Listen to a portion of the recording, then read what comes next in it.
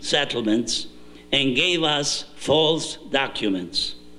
Overnight, I became a Palestinian.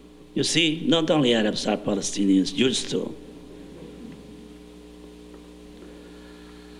With a new identity, I was sent to a religious settlement in the south.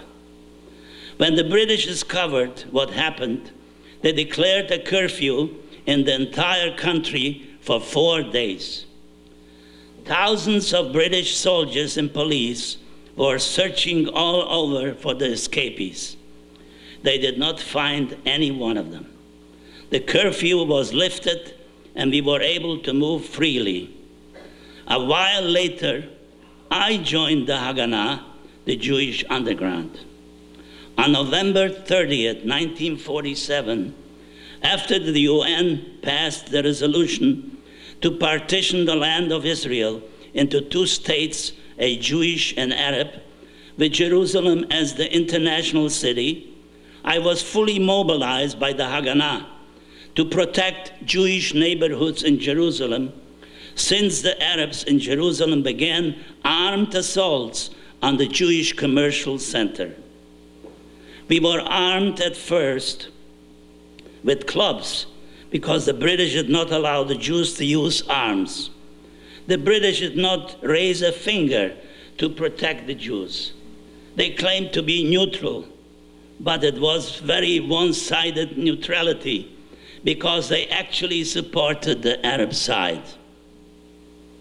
On Hey Iyar, May 14, 1948, on Friday, while we were in Kibbutz Ramat Rachel, the southernmost outpost for Jerusalem, awaiting an Egyptian attack, we heard on the radio the Declaration of Independence by David Ben-Gurion.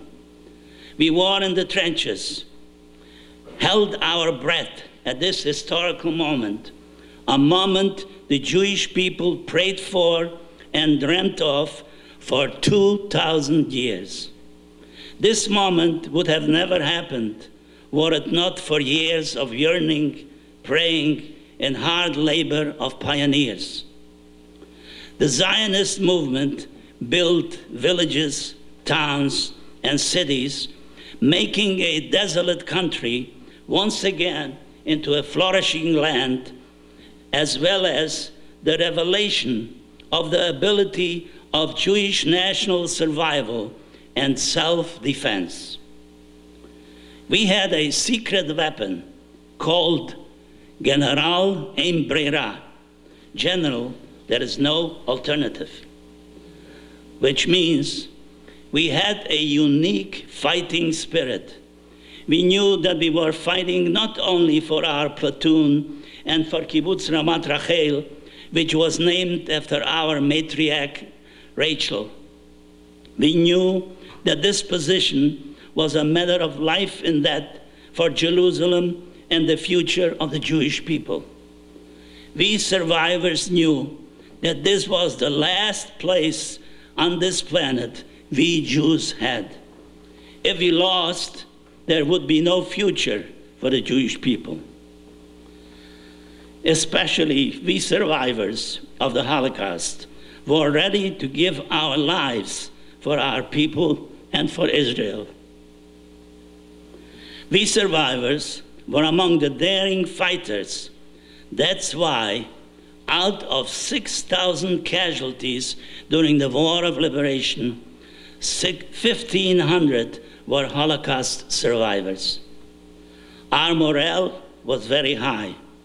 I felt that I was fighting for the 6 million of our people who died in the Holocaust, especially for my dear family who were murdered in the Holocaust for no reason.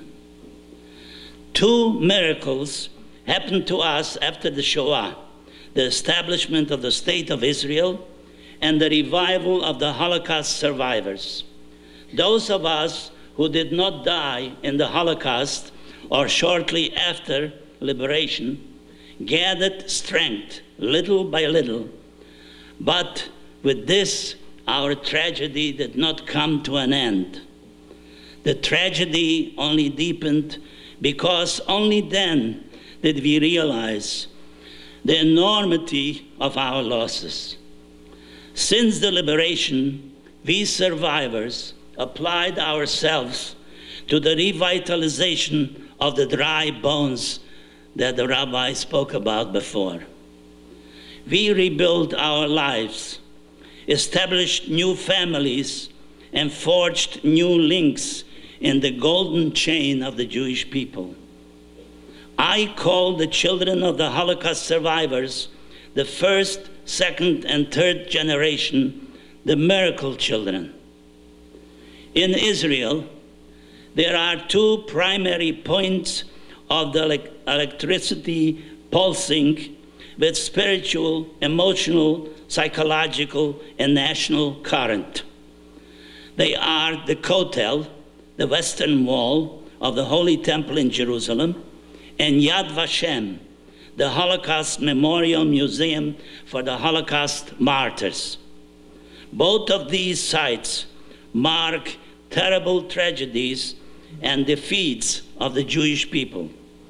This is a marking contrast to the practice of other nations. The Arch of Triumph in Paris and the Arch of Titus in Rome, both of these are tributes to proud accomplishments. While other nations mark gain, the Jews focus on loss. This tells us something about the Jewish people. Strange as it may seem, it is profoundly optimistic. Judaism's view of man says that good times don't need reminders. Judaism says bad times must be remembered and not swept under the rug of forgetfulness. In conclusion, I would like to say, two major events in our time drastically changed the course of Jewish history.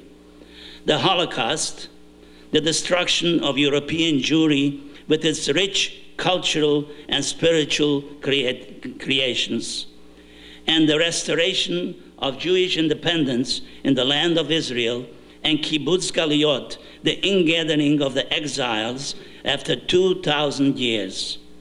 One cannot understand Jewish life today without a thorough knowledge of these events. I was part of these two events. The first, I paid a very heavy price. In the second, I am proud to have participated.